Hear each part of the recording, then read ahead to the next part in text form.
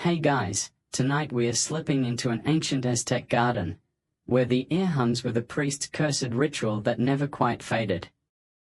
You're standing at the edge of this sprawling oasis, hidden deep in the heart of what was once Tenochtitlan, now swallowed by time and jungle.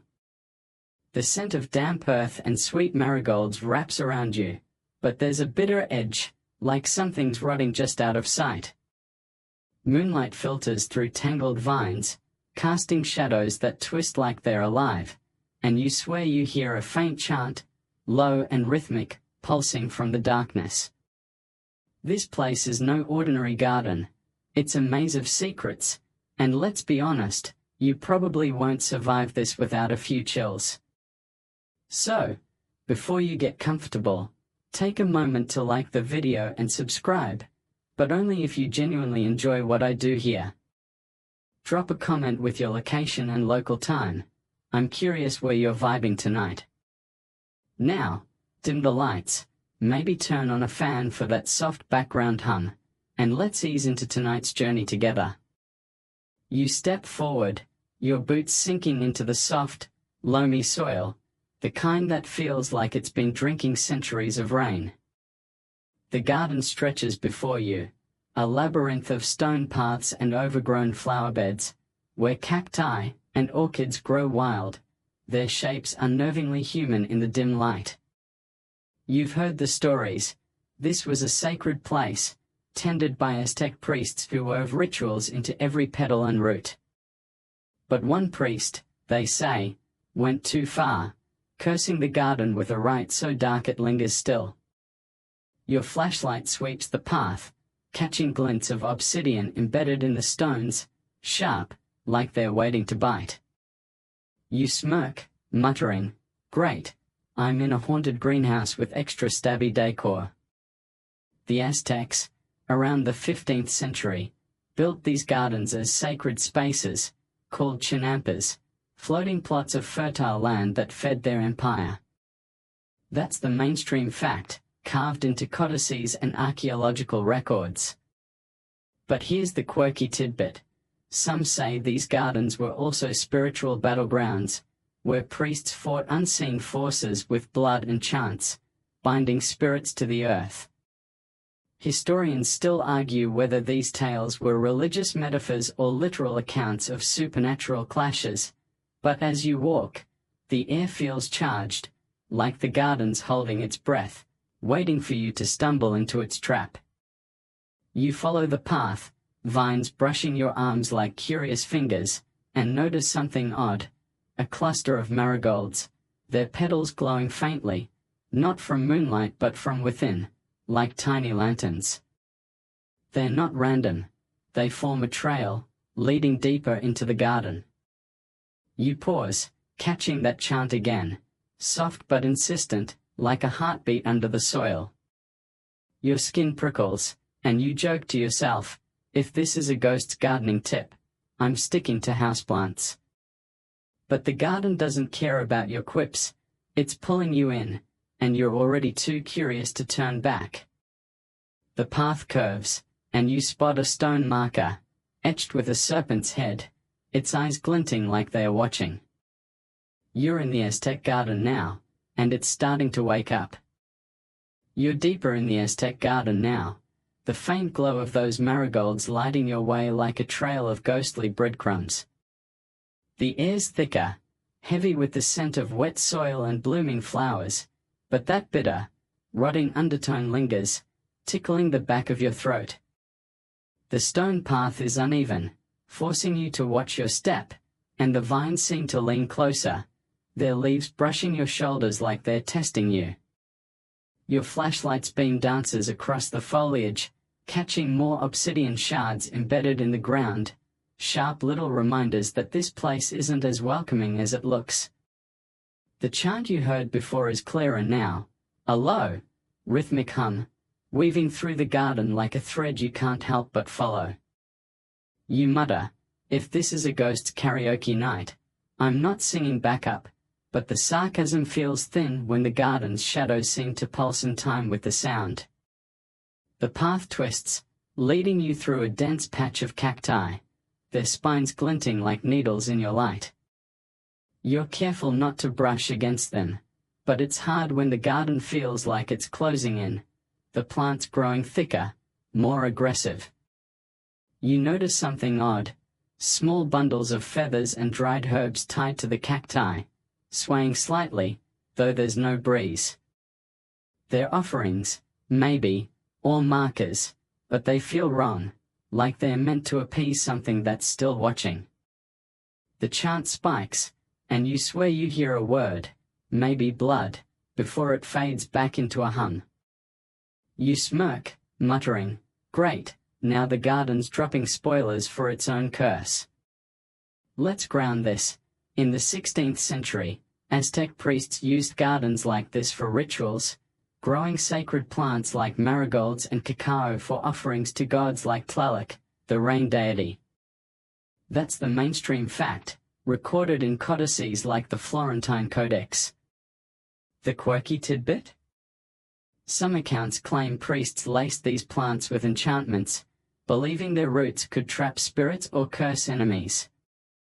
Historians still argue whether these were symbolic acts or genuine attempts at supernatural control, but as you walk, those glowing marigolds and feather bundles make you wonder if the priests left something behind, something that's still awake.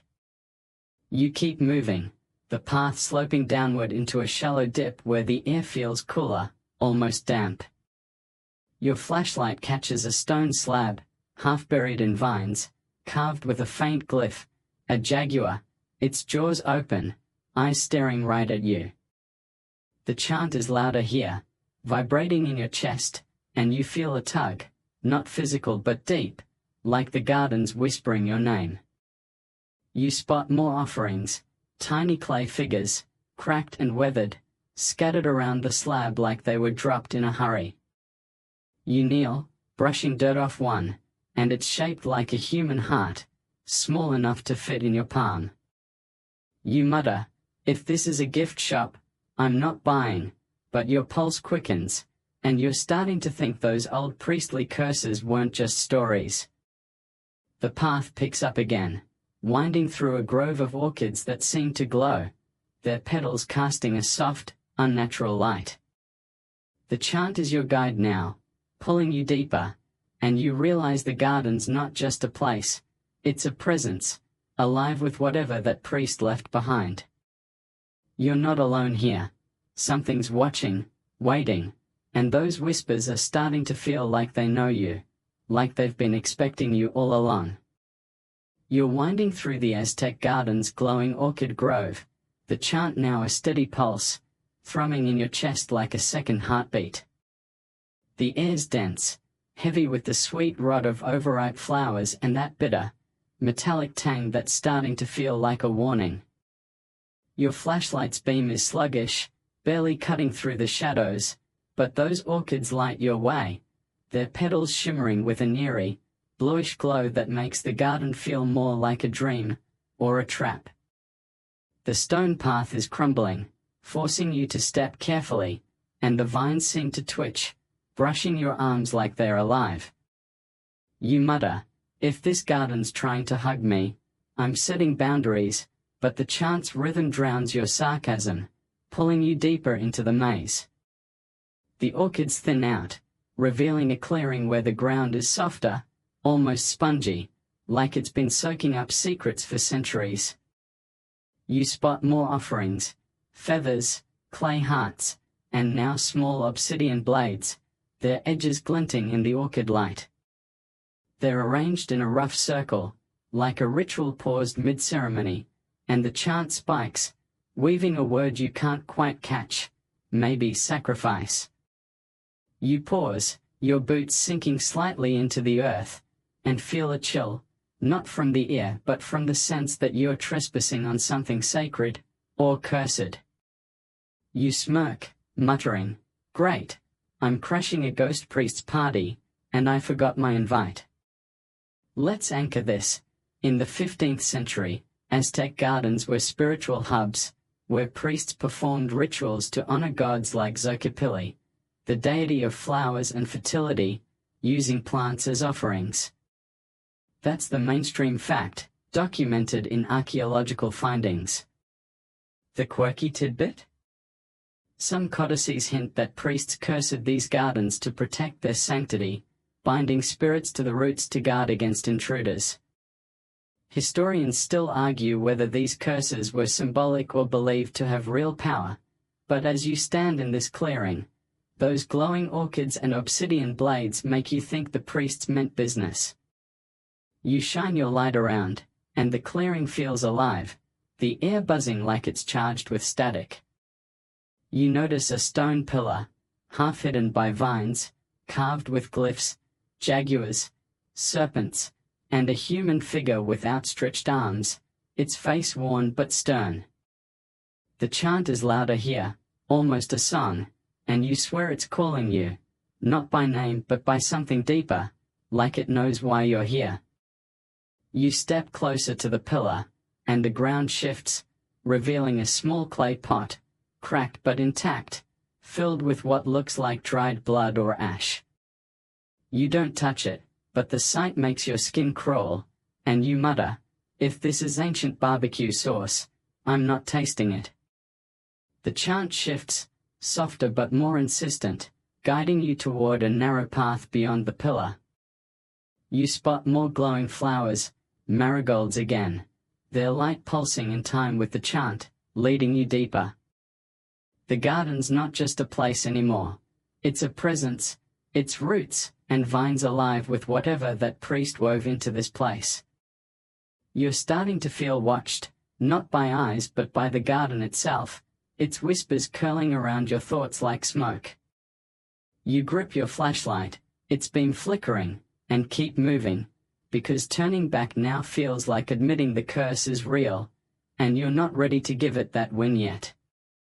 You're following the pulsing marigolds down a narrow path in the Aztec garden, the chant now a hypnotic rhythm, sinking into your bones like a tide you can't resist. The air's heavier, thick with the cloying sweetness of flowers and that bitter, metallic tang that's starting to feel like a bad omen.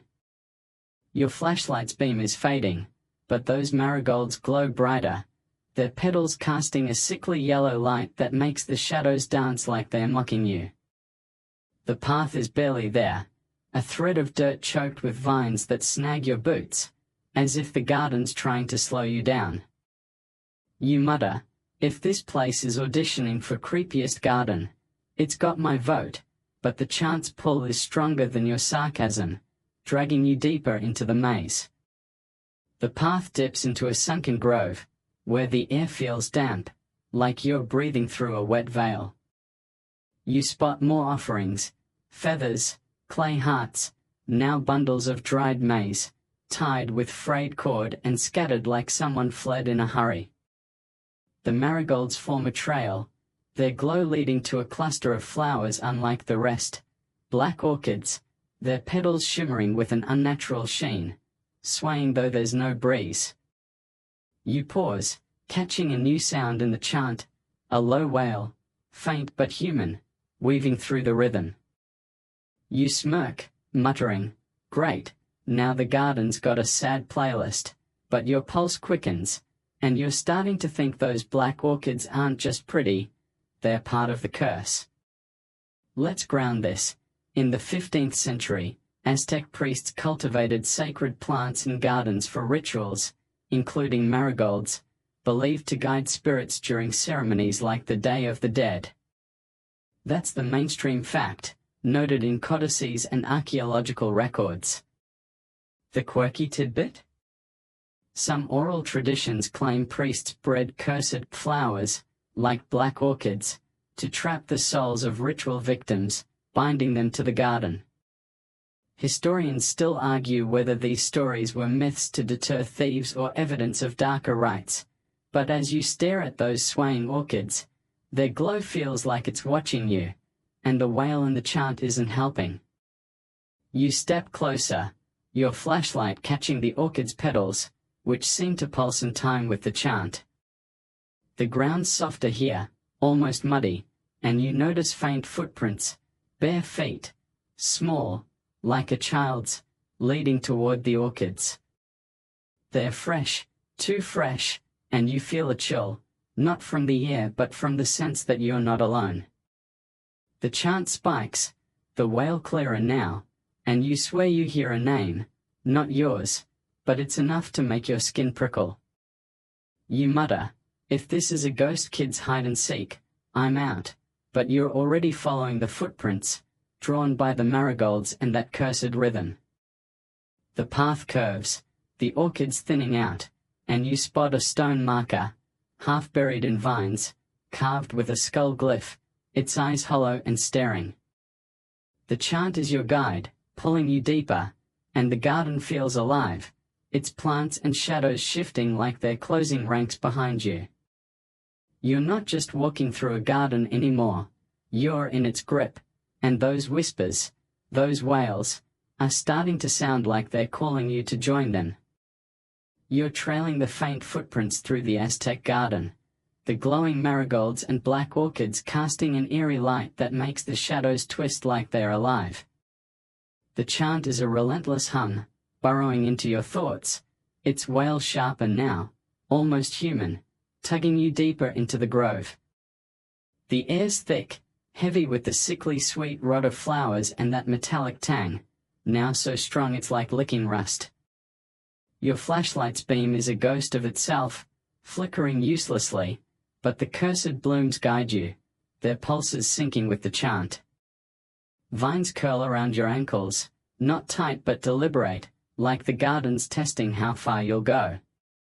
You mutter, "If this place is hiring tour guides, I'm not applying," but the sarcasm's shaky when the footprints, small, bare, too fresh, seem to lead straight to the heart of the curse. The path narrows, forcing you to duck under low-hanging branches heavy with strange, bulbous fruit that drip a dark sap. You spot a stone altar ahead, squat and weathered, its surface carved with glyphs, serpents, skulls, and a jaguar with bared teeth. The footprints circle it, then vanish, like their owner melted into the earth. You kneel, brushing away vines, and find the altar's edges stained dark, blood, ash, or something older. The chant swells, the wail forming a word, "Stay."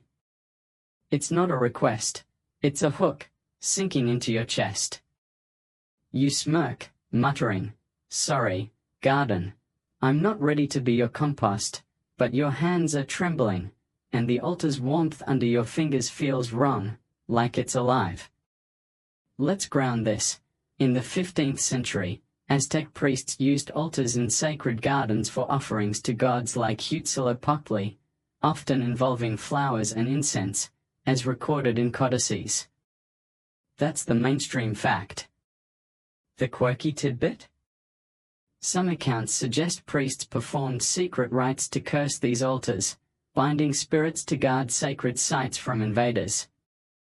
Historians still argue whether these curses were symbolic or believed to wield real power, but as you trace the glyphs, the altar's heat and that wail make you think this one's still active, and not in a friendly way.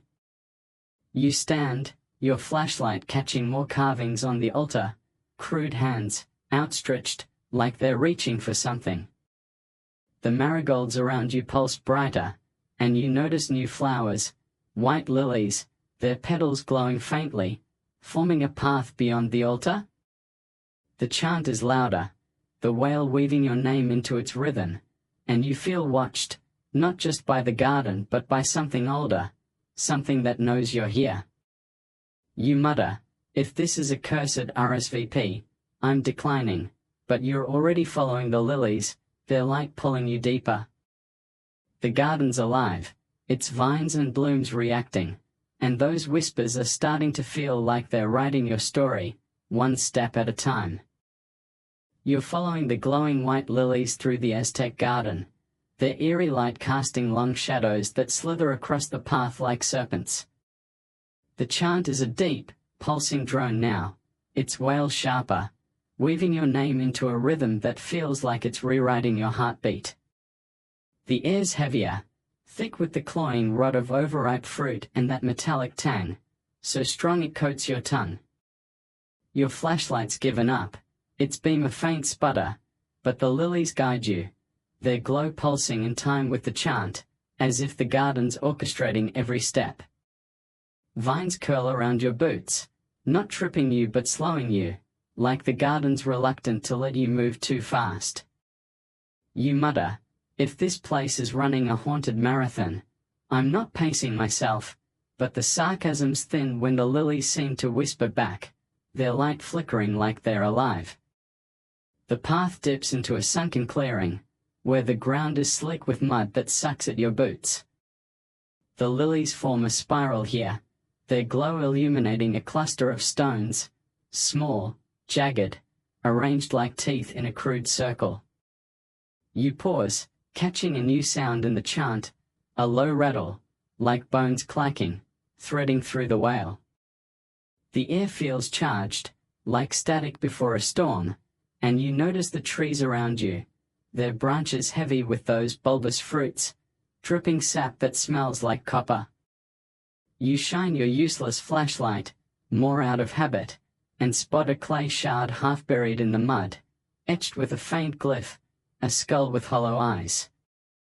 You mutter, great, the garden's got its own creepy itsy shop, but your pulse is racing, and you're starting to think those lilies are leading you straight to the curse's doorstep. Let's ground this. In the 16th century, Aztec gardens were used for rituals to appease gods like Coatlicue, the earth goddess, with offerings buried in the soil, as noted in Spanish chronicles. That's the mainstream fact. The quirky tidbit? Some oral traditions claim priests hid cursed relics, clay shards, bones, in these gardens to bind spirits to the land, ensuring their protection. Historians still argue whether these were defensive measures or part of darker sacrificial rites, but as you kneel to brush mud off the shard, its warmth and that rattling chant make you wonder if this garden's still guarding something, or someone. You stand, the lilies' light pulsing faster, urging you toward a narrow gap in the trees. The chant is louder, the rattle clearer, and you feel a tug, not physical but deep, like the garden's reaching into your thoughts. You spot more shards, scattered like breadcrumbs, each one etched with glyphs, hands, eyes, skulls. The wail in the chant forms a word again. Stay. You smirk, muttering, sorry, I'm not signing up for the cursed garden club, but your voice shakes, and the garden doesn't care. You're deeper now, the lilies and shards guiding you, and the air's alive with whispers, watching, waiting for you to uncover what that priest left behind. You're squeezing through the narrow gap in the Aztec garden's trees, the glowing lilies fading behind you as the chant's rattling wail burrows deeper into your mind. The air's so thick it feels like you're breathing syrup, heavy with the stench of rotting fruit and that metallic tang, now sharp enough to make your eyes sting. The path is gone, replaced by a tangle of roots and vines that claw at your boots, like the garden's trying to hold you back. Your flashlight's dead, but a faint moonlight filters through the canopy, catching the glint of obsidian shards scattered in the dirt, each one a tiny, sharp reminder of the curse you're chasing. The chant is a living thing now, its wail forming words you can't quite grasp, and then you see it, a shadowy figure, cloaked in tattered robes, chanting in the distance, its voice blending with the garden's hum. You mutter, if that's the priest, I'm not here for his sermon, but your heart's pounding, and the figure's presence feels like a door you're not sure you want to open. The ground slopes upward, slick with mud, and you nearly slip, grabbing a tree for balance. Its bark is warm, almost pulsing, etched with glyphs, jaguars, skulls, and now a crude figure with raised hands, like it's summoning something. The shadowy priest flickers ahead, always just out of reach, its chant syncing with the garden's wail. You spot more relics, clay hearts, feathers, a broken obsidian knife, scattered like they were dropped mid-ritual. The wail spikes, and you swear you hear your name, woven into the chant like a plea. You smirk, muttering, "Great, now the ghost priest's got me on speed dial," but your skin's crawling, and you're starting to think this figure isn't just a shadow, it's the curse itself, awake and watching. Let's ground this. In the 15th century, Aztec priests, known as Tlamacazqui, led rituals in sacred gardens, often wearing feathered cloaks to channel divine power, as recorded in codices like the Codex Mendoza. That's the mainstream fact. The quirky tidbit? Some legends claim these priests could bind their own spirits to gardens through curses, guarding sacred sites even after death. Historians still argue whether these stories were meant to elevate priest status or warn against their power, but as you follow the shadowy figure, its robes fluttering like feathers, you're leaning toward the idea that this priest never left. You push forward, the trees thinning slightly, and the figure pauses, turning just enough to reveal a face, blurred, but with eyes that burn like embers. It's gone in a blink, leaving only the chant, now a deafening pulse. You stumble into a small clearing, ringed by stones etched with glyphs, and spot a fresh carving on a tree, a heart pierced by a blade, sap oozing like blood. The wail is relentless, calling you deeper, and you feel a tug, not just on your thoughts but your soul, like the garden's trying to claim you. You mutter, "If this is a cursed networking event, I'm ghosting," but the priest's shadow lingers in your mind, and you know you're close to whatever it's guarding, or summoning. You're standing in the Aztec garden's small clearing, the chant's rattling wail now a living force, vibrating through the air like a storm you can feel in your bones.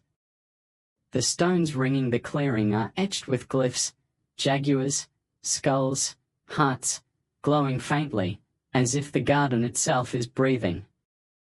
The priest's shadowy figure has vanished, but its presence lingers, heavy and watchful, like a weight on your chest. The air's thick, choking with the stench of rotting flowers and that metallic tang, so sharp it's like tasting blood. Moonlight barely pierces the canopy, but the glyphs and that fresh carving, a heart pierced by a blade, oozing sap, cast an eerie glow, lighting your way deeper. Vines curl around your boots, not just slowing you but guiding you, like the garden's decided your path. You mutter, "If this is a cursed GPS, I'm demanding a reroute," but the chant's pull is stronger than your sarcasm, and the wail's calling your name, clear as a bell. You step past the stones, and the ground dips into a hidden grove, where the air feels charged, like static before lightning. The trees here are ancient, their trunks twisted into shapes that look too human, their branches heavy with those bulbous fruits, dripping sap that smells like copper. You spot a new structure, a low platform, half buried in vines, carved with scenes of priests and gods, their eyes hollow and staring. The chant spikes, the wail forming a word, "Stay." It's not a plea anymore, it's a command, sinking into your thoughts like roots.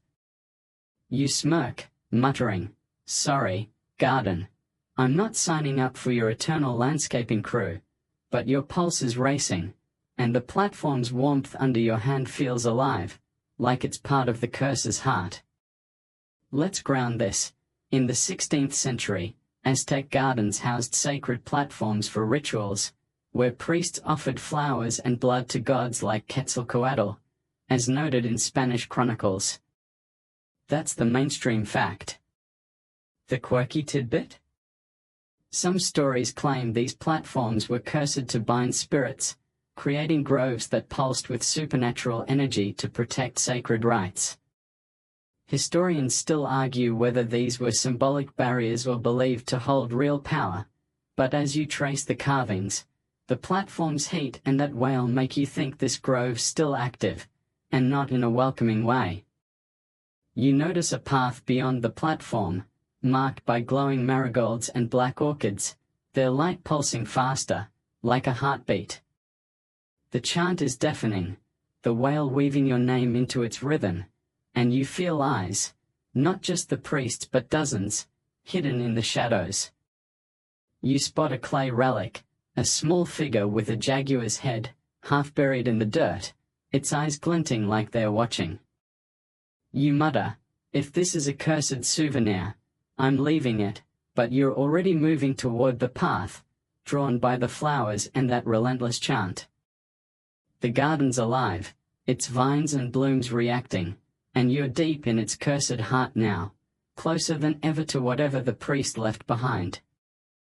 You're following the pulsing marigolds and black orchids down a twisting path in the Aztec garden, the chant's rattling wail now a relentless wave, crashing through your thoughts like a tide you can't outrun. The air's so heavy it feels like you're wading through mist, thick with the stench of rotting fruit and that metallic tang, now sharp enough to make your throat burn. The glowing flowers light your way, their rhythm syncing with the chant, but the vines are bolder, curling around your ankles like they're trying to root you in place. Your flashlight's long gone, useless against the garden's eerie glow, and the wail's weaving your name into its chorus, not just calling but claiming you. You mutter, "If this is a cursed talent show, I'm not performing," but your voice is shaky, and the garden's whispers don't care, they're desperate, urging you deeper into the curse's grip. The path slopes into a sunken hollow, where the ground is soft, almost alive, sucking at your boots with every step. You spot more relics, clay hearts, obsidian blades, now feathers stained dark, scattered like a ritual gone wrong. The flowers form a circle here, their glow pulsing faster, and the wail shifts, clearer, forming words, "Stay, join us." It's not one voice but dozens, overlapping, pleading, and you feel their weight, like hands pressing on your shoulders. You pause, catching a glimpse of something in the shadows, a flicker, maybe the priest's cloaked figure, or something smaller, childlike, gone before you can focus. You smirk, muttering, "Great, now the garden's got a whole cursed cast," but your pulse is hammering, and you're starting to think those voices belong to souls the priest trapped here. Let's ground this. In the 15th century, Aztec priests performed rituals in gardens to honor gods like Xipe, using blood offerings to ensure fertility, as recorded in codices like the Codex Borbonicus. That's the mainstream fact. The quirky tidbit? Some oral traditions claim priests cursed these rituals to bind sacrificial spirits to the garden, creating a spiritual prison to guard sacred sites. Historians still argue whether these were myths to instill fear or evidence of supernatural beliefs, but as you stand in this hollow, the pulsing flowers and those pleading voices make you wonder if the priest's curse is still holding its prisoners, and eyeing you as the next.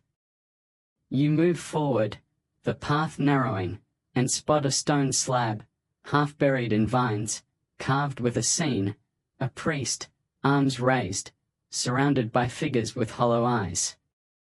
The wail is deafening, your name a constant refrain, and you feel a tug, not physical but deep, like the garden's trying to weave you into its story. You notice a fresh carving on a nearby tree, a skull with a serpent's tongue, sap oozing like tears.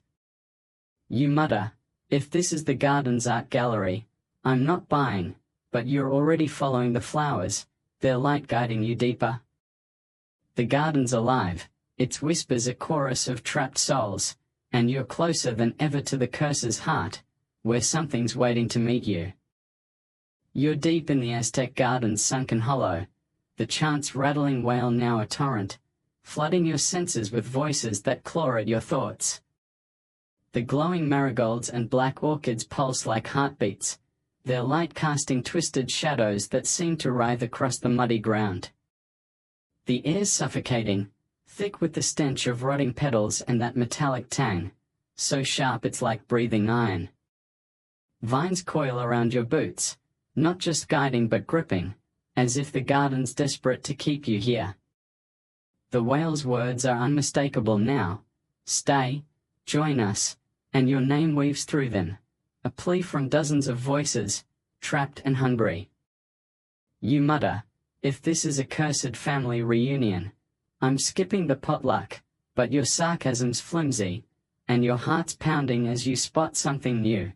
A cluster of abandoned relics, half buried in the mud, clay figures, obsidian knives, and a feathered headdress, tattered but intact, like a ritual frozen in time. You kneel, brushing dirt off a clay figure shaped like a jaguar, its eyes glinting as if they are watching. The whale spikes, and you feel a presence, not just the priest's shadow but others, flickering at the hollow's edge, blurred shapes with hollow eyes. They're not attacking, just waiting, their voices in the chant begging you to listen. You stand, mud smudging your hands, and notice a fresh trail of glowing lilies leading out of the hollow, their light pulsing faster, like they're racing toward something. The ground's softer, almost liquid, and you spot footprints, bare, small, fresh, circling the relics before vanishing into the lily's path. You mutter, great, the garden's got ghost kids leaving clues, but the sight sends a chill through you, and you're starting to think these relics aren't just leftovers, they're anchors for the curse. Let's ground this. In the 16th century, Aztec priests left offerings in gardens, including feathered headdresses and clay effigies, to appease gods like Tezcatlipoca, as documented in Spanish chronicles. That's the mainstream fact. The quirky tidbit? Some legends claim these offerings were cursed to trap the spirits of ritual participants, binding them to the garden as eternal guardians. Historians still argue whether these were symbolic acts or believed to wield supernatural power, but as you trace the jaguar figure's eyes, the whale's desperate plea and those flickering shapes make you think this headdress is still holding something, or someone. You follow the lilies, the path climbing out of the hollow, and the chant grows louder, the voices more distinct, a woman's sob, a man's murmur, a child's hum.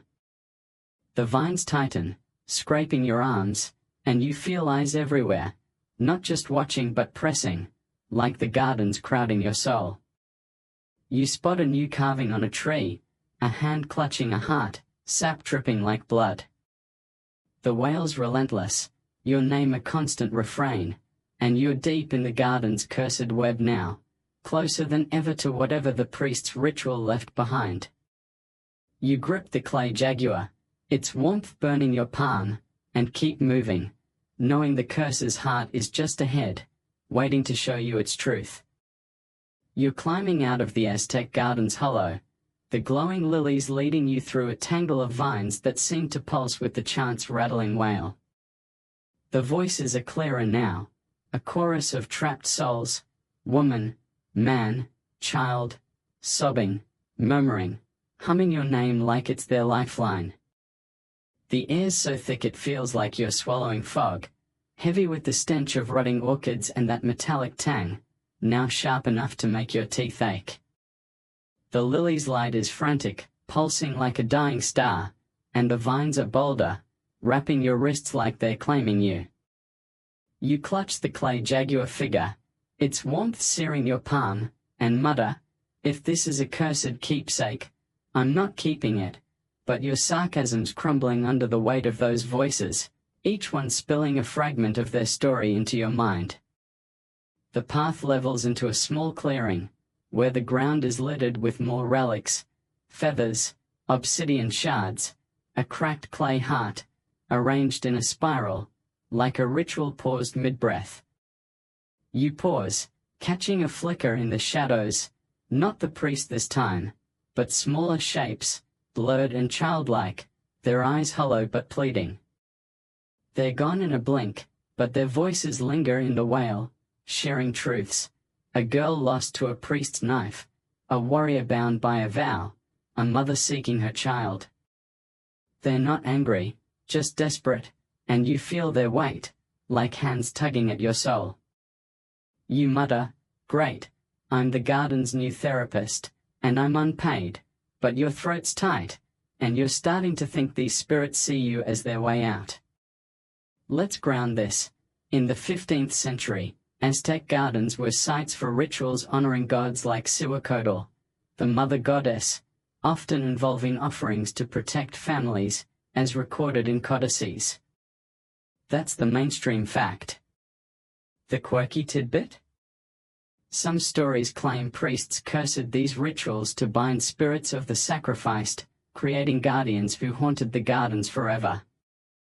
Historians still argue whether these were myths to control worshippers or evidence of supernatural beliefs, but as you stand in this spiral, the voices' raw grief and those flickering shapes make you think the priest's curse is still holding its captives, and eyeing you as the next. You step through the spiral, the lilies guiding you toward a narrow gap in the trees. The whale is a living thing, weaving your name into its pleas, and you feel eyes, not just the spirits but the gardens, its roots and blooms watching your every move. You spot a fresh carving, a serpent swallowing its own tail, sap glistening like venom. The voices grow louder, their stories clearer, and you realize they're not just sharing, they're asking you to carry their pain. You mutter, "If I'm the chosen one, I want a better script," but you're already moving through the gap, the garden's grip tightening, and you know you're close to the curse's heart, where something's waiting to meet you. You've slipped through the narrow gap in the Aztec garden's trees, the glowing lilies now faint, their light struggling against the darkness that's swallowing the path. The chant's rattling wail is a constant pressure, pressing into your skull, its voices, woman, warrior, child, weaving your name into a desperate plea that makes your skin crawl. The air's so heavy it's like breathing mud, thick with the stench of rotting marigolds and that metallic tang, now sharp enough to sting your eyes. The garden's fighting you, its vines tightening around your ankles, roots rising to trip your boots, as if it's begging you to stay, or daring you to leave. You clutch the clay jaguar figure, its heat pulsing in your palm, and mutter, "If this garden's playing tug-of-war, I'm not the rope," but your sarcasm's flimsy when the voices feel like they're clawing into your soul. The path is barely a suggestion now, a jagged line through trees that lean inward, their branches scraping your arms like they're marking you. You spot more carvings, serpents, skulls, now crude hands clutching hearts, each one fresher, sap dripping like blood. The wail shifts, the voice is clearer, telling stories of betrayal, sacrifice, a priest's vow to bind them here forever. They're not just pleading, they're warning, as if the garden's curse is a trap you're already half caught in. You stumble over a root, catching yourself on a tree, its bark warm and pulsing, etched with a new glyph, a jaguar with human eyes, staring right through you. You mutter, "Okay, garden, your ART's getting too personal," but your pulse is racing, and you're starting to think the garden's not just alive, it's angry. Let's ground this. In the 16th century, Aztec priests used gardens for rituals to honor gods like Tlalochtli, the earth deity, burying offerings to ensure the land's fertility, as noted in codices like the Codex Borgia. That's the mainstream fact. The quirky tidbit? Some legends claim these rituals included curses to bind spirits to the soil, creating barriers that repelled intruders with supernatural force. Historians still argue whether these were symbolic protections or believed to wield real power, but as you feel the vines tighten and the whale's warnings grow sharper, you're leaning toward the idea that this garden's curse is pushing back, hard. You push forward, the path sloping downward, and the lilies flicker, their light dimming as if the garden's draining them. You spot a stone marker, half buried, carved with a scene, a priest, knife raised, figures kneeling before him. The voices spike, their stories louder, a girl's cry, a warrior's oath, a mother's plea, and you feel their pain, heavy, like it's sinking into your bones. You mutter, "If I'm carrying your baggage, I need a bigger backpack," but the garden doesn't laugh. It resists, its roots and vines closing ranks, making every step a fight. You're deep in its cursed heart now, and the voices are screaming for you to face what's waiting, just beyond the next turn. You're fighting your way through the Aztec garden's suffocating grip, the chant's rattling wail now a deafening storm, its voices, girl, warrior, mother, screaming your name like it's their last hope. The lilies are nearly dark, their glow a faint pulse, and the garden's darkness is absolute, swallowing everything but the faint glint of obsidian shards scattered in the dirt. The air's so thick it feels like you're drowning, heavy with the stench of rotting orchids and that metallic tang, now so sharp it's like blood in your mouth. The vines are relentless, coiling around your legs, their thorns pricking your skin, as if the garden's trying to root you here forever. You grip the clay jaguar figure, its heat burning your hand, and mutter, "If this is a cursed wrestling match, I'm tapping out," but your sarcasm's a whisper against the voices, their stories of sacrifice and betrayal flooding your mind like a tide you can't hold back.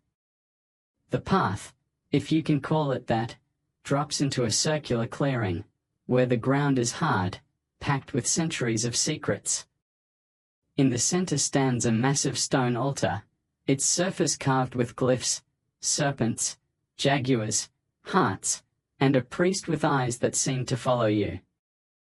The wail is unbearable, vibrating in your bones, and you see them, blurred figures, dozens, flickering around the altar, tattered cloaks, childlike shapes, hollow eyes fixed on you.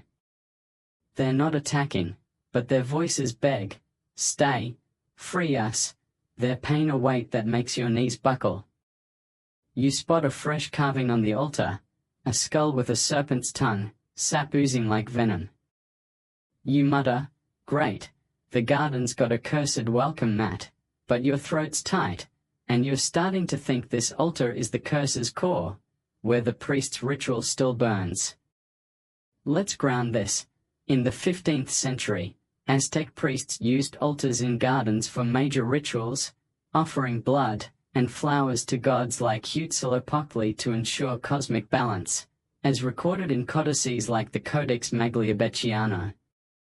That's the mainstream fact. The quirky tidbit? Some oral traditions claim these altars were cursed to trap the spirits of sacrificial victims, creating eternal guardians who haunted the gardens. Historians still argue whether these were myths to deter desecration or evidence of supernatural rites, but as you touch the altar, its pulsing warmth and those flickering figures make you think the priest's curse is alive, and it's got you in its sights. You step closer, the voices peaking, their stories clear, a girl's final cry, a warrior's broken vow, a mother's endless search. The garden's fighting harder, vines snapping at your arms, roots shifting underfoot, like it's desperate to keep you here. You feel a pull, not just on your soul but your very being, like the altar's trying to weave you into its curse. You mutter, "If I'm joining the ghost squad, I want a better uniform," but you're already facing the altar's truth, knowing the priest's ritual, whatever it was, is just beyond, waiting to show you its face. You're standing before the massive stone altar in the Aztec garden's circular clearing, the chant's rattling wail now a relentless force, its voices, girl, warrior, mother, screaming your name like a hook in your soul. The flickering figures around you, tattered cloaks, childlike shapes, hollow-eyed, press closer, their blurred forms sharpening, their pleas, "Stay, free us," a weight that makes your chest ache. The altar's glyphs, serpents, jaguars, hearts, glow faintly, pulsing with a heat that seeps into your fingers as you grip the clay jaguar figure, its warmth almost unbearable. The air's suffocating, thick with the stench of rotting marigolds and that metallic tang, so sharp it's like tasting blood. The garden's vines are alive, coiling around your legs, their thorns biting, as if the curse itself is fighting to keep you here. You mutter, "If this is a cursed job interview, I'm quitting," but your voice is a whisper, drowned by the wail, and you know you're facing the priest's ritual, its heart, its truth, its power. You step closer to the altar, and the figures solidify, their faces etched with grief, not rage, their hands reaching but not touching. The wail forms a clear chant, "Free us, join us," and you feel their stories, sacrificed, bound, forgotten, pouring into you, heavy and relentless. The altar's surface shifts, the glyphs moving like liquid, forming a face, not yours, but the priest's, stern and eyeless, carved in stone yet alive. You freeze, the clay jaguar burning in your hand, and see him, the priest's shadow, cloaked in feathers, standing atop the altar, his chant sinking with the garden's wail. He's not a ghost but the curse itself, awake and hungry, his eyes locking onto yours. You mutter, "Okay, priest, your stage presence is overkill," but your heart's pounding, and you're starting to think this ritual was meant to trap more than spirits, it was meant to trap you. Let's ground this. In the 16th century, Aztec priests performed high-stakes rituals in gardens, offering blood to gods like Tenacia to sustain the sun, as documented in codices like the Codex Telleriano-Ramensis. That's the mainstream fact. The quirky tidbit? Some legends claim these rituals included curses to bind priests' own spirits to the land, ensuring eternal protection, or eternal torment. Historians still argue whether these were symbolic vows or believed to wield supernatural force, but as you face the priest's shadow, his chant, and the altar's pulsing glyphs make you think this curse is still alive, and it's got you in its crosshairs. The voices peak, a deafening plea, and you feel a pull, not just on your soul but your very existence, like the altar's trying to rewrite you into its story. The priest's shadow raises a hand, and the vines tighten, the figures closing in, their eyes begging you to break the curse, or join it. You're at the heart of the garden's haunting now, and the priest's ritual is showing you its face, daring you to decide. You're locked in the Aztec garden's cursed clearing, the priest's shadowy figure looming atop the glowing altar, his eyeless gaze pinning you like a moth.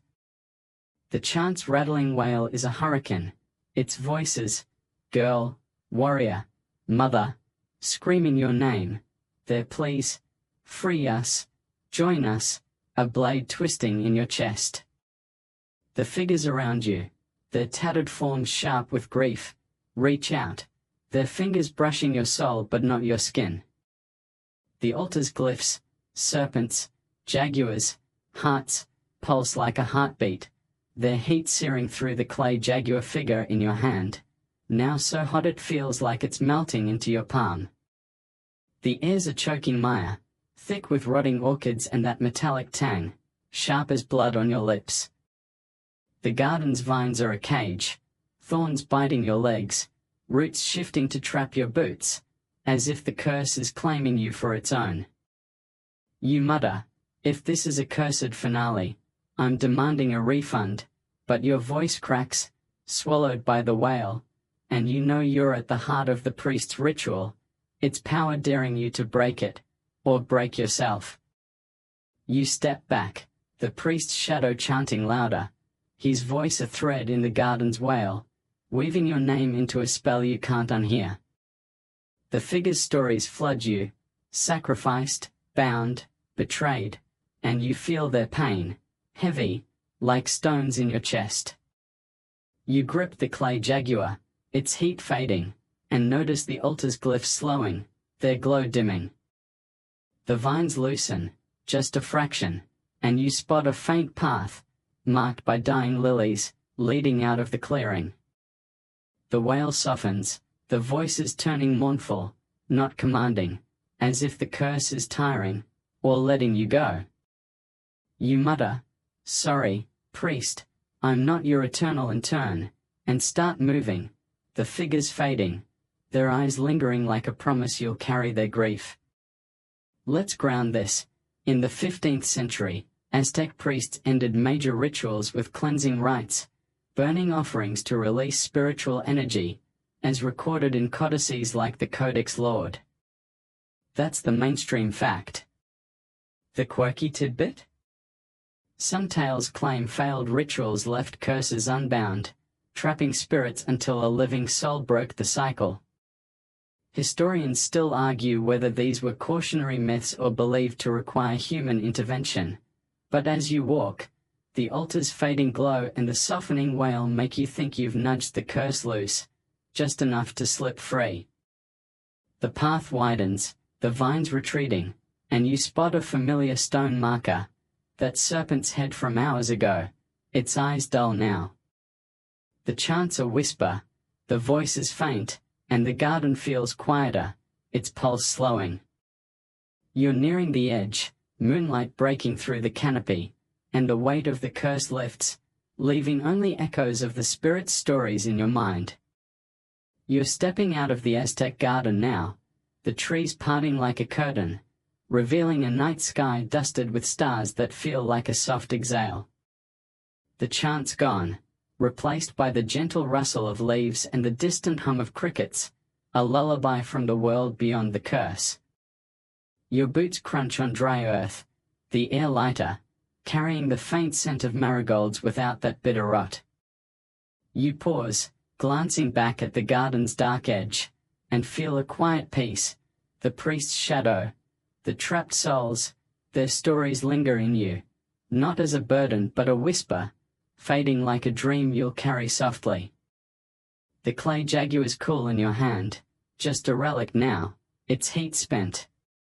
You walk toward the open, the moonlight guiding you, its glow a friend who's waited all night.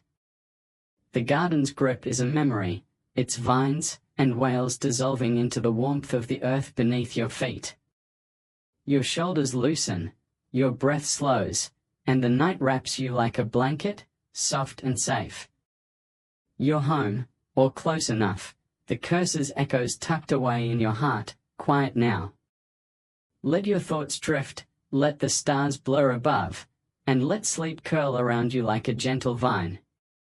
Rest well, dreamer, and let the garden's whispers fade into the dawn.